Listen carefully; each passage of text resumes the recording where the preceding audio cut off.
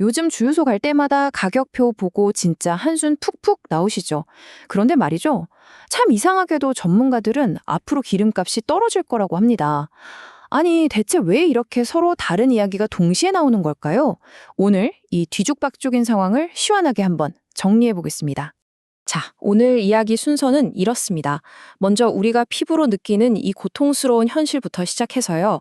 이걸 비웃기라도 하듯 정반대 예측을 내놓는 전문가들의 이야기를 들어볼 겁니다. 그리고 이 둘의 차이가 도대체 왜 생기는 건지, 정부는 어떻게 대응하고 있는지, 마지막으로 이 모든 걸 종합했을 때 우리는 뭘 알아야 하는지 하나하나 뜯어보겠습니다. 네, 첫 번째 이야기입니다. 우리가 매일 마주하는 그 현실, 바로 주요소에서 느끼는 그 엄청난 부담감에 대한 이야기입니다. 이 화물차 기사님의 한마디, 정말 많은 분들이 지금 딱 이런 심정이실 겁니다. 치솟는 기름값이 그냥 불편한 수준을 넘어서 내 생계를 위협하는구나 하는 그런 불안감으로 다가오는 거죠. 특히 물류와 운송의 심장이라고 할 수 있는 이 경유 가격이 리터당 2,000원을 넘어섰습니다. 이건 그냥 숫자가 아니잖아요? 심리적으로나 경제적으로나 정말 큰 저항선인데 이게 뚫려버린 겁니다. 근데 이게 여기서 끝나는 게 아니라는 게 진짜 문제입니다. 이게 어떻게 연쇄적으로 퍼져나가는지 한번 보세요.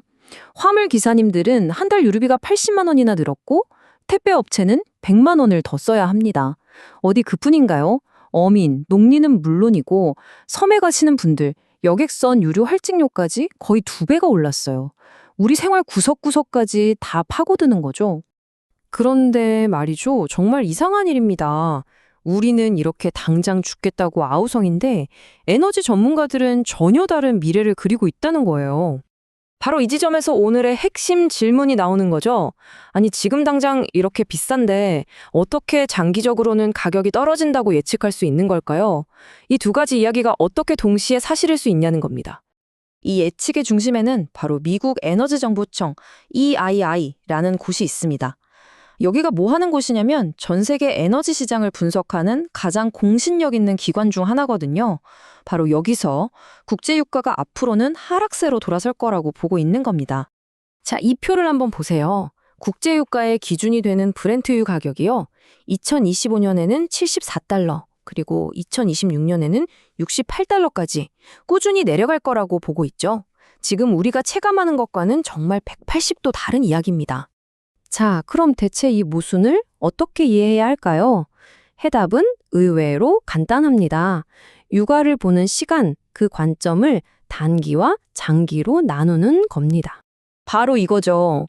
지금 우리가 겪는 높은 유가는 중동 위기나 재고 부족 같은 갑자기 번개처럼 치는 단기적인 충격 때문이에요.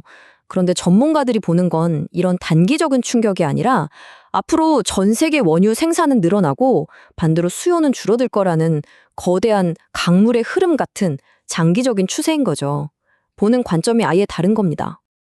자, 이렇게 당장 발등에 불이 떨어지니까 정부도 가만히 있을 수는 없겠죠. 이 충격을 좀 줄여보려고 여러 가지 긴급 대책들을 내놨습니다. 어떤 것들이 있냐면 일단 당장 주유소 가격을 낮추기 위해 유류세 인하폭을 더 늘렸고요. 또 정유사들이 가격을 너무 올리지 못하게 일종의 상한선을 두는 최고 가격제도 도입했죠. 거기에 물류업계 부담을 덜어주려고 화물차 통행료도 면제해주고 또 요수수 사태 같은 혼란을 막으려고 사재기도 금지했습니다. 특히 이 유류세 인하를 보면요. 우리 경제의 동맥이라고 할 수 있는 물류를 더 신경 썼다는 걸 알 수 있어요. 휘발유보다 경유의 세금 인하폭을 더 크게 해서 리터당 휘발유는 65원, 경유는 87원, 이렇게 경유 가격을 더 많이 낮추는 효과를 낸 거죠. 근데 이런 정책에는 항상 딜레마가 따릅니다. 이른바 정책의 역설인데요. 이렇게 인위적으로 가격을 누르면 당장은 좋지만 기름값이 비싸니까 좀 아껴 써야겠다는 그런 에너지 절약에 대한 동기는 약해질 수밖에 없는 거죠. 자, 이제 마지막으로 이 두 가지 현실 사이에서 우리는 어떻게 해야 할까요? 장기 전망은 알겠지만 당장 힘든 이 시기를 어떻게 바라봐야 할지 정리해 보겠습니다. 정리하면 이렇습니다. 지금의 높은 기름값은 단기적인 충격 때문이라는 거. 하지만 길게 보면 공급은 늘고 수요는 줄어서 가격이 안정될 거라는 전망이 있다는 거.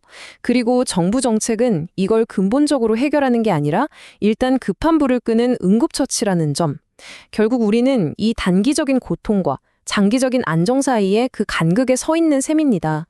그래서 마지막으로 여러분께 이 질문을 던지고 싶습니다. 당장의 고통은 진짜지만 어쩌면 이 상황이 영원하지 않을 거라는 걸 안다면 우리 개인은 또 우리 사회는 이 시기를 어떻게 보내는 게 가장 현명한 선택일까요?